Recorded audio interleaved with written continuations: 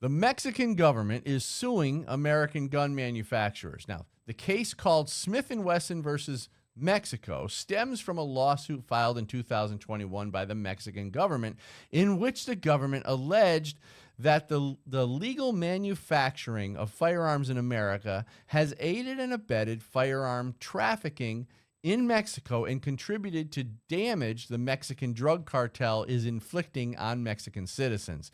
Now, the Mexican government is claiming that U.S. gun manufacturers like Smith & Wesson, Ruger, and others should be liable for so-called gun violence carried out by cartels south of the border. Therefore, Mexico is suing in the First Circuit Court in Boston, Massachusetts. Now, regardless of the Protection of Lawful Commerce in Arms Act, the PLCAA, which protects manufacturers from this sort of activity, on April 18, 2024, a petition for a writ of certiorari was filed stating, in creating this immunity from suit, Congress recognized that it was not just the risk of liability, but the cost of defending against suit that needed to be foreclosed. That is why the statute says not only that covered suits must fail on the merits, but that they may not be brought in the first place. Gun Owners of America filed an amicus brief stating this case involves a flagrantly erroneous interpretation of an important federal statute, which protects the firearm industry and the people's exercise of their constitutionally enumerated right to keep and bear arms. Now, the First Circuit took it upon itself to apply novel theories to interpret an exception to the PLCAA so broadly as to negate the very protection that Congress enacted the statute to provide.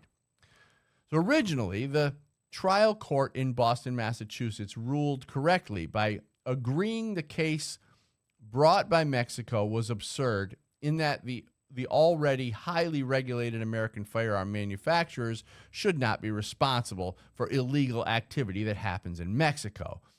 On appeal, the anti-Second Amendment court decided that Mexico should be able to sue an American manufacturing company for contributing to the illegal activity of the Mexican drug cartel and other bad actors.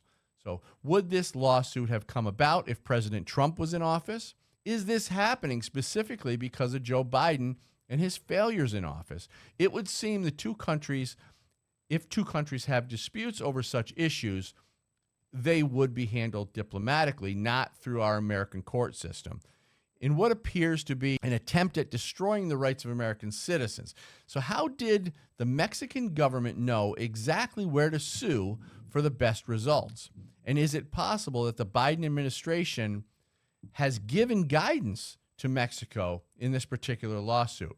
If the Biden administration had coerced with the Mexican government with respect to this case, it would seem quite believable given this administration's intent on destroying the American firearm industry. So this particular court in Boston, Massachusetts is no friend of the Second Amendment, but it is likely that this case will get dismissed by the Supreme Court and it will forever reside in the dustbin of history, along with Joe Biden and his 4 disgraceful years in office. For more Second Amendment content, please check out my Good Gun, Bad Guy book series at goodgunbadguy.com.